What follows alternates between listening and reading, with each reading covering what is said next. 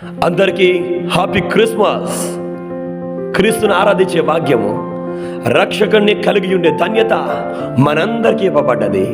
దేవుని యొక్క బహుమానము, తన ప్రియ కుమారుని మన కొరకు ఆయన ఈ లోకానికి పంపి ఉన్నారు.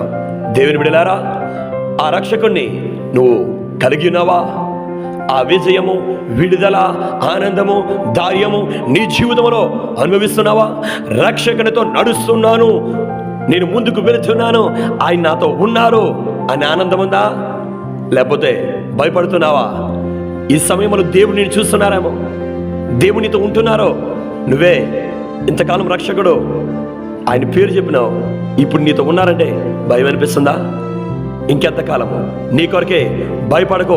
నీకు మరలా తిరిగి సంతోషాన్ని ఇవ్వడానికే ఈ నూతనమైన క్రిస్మస్ వచ్చింది.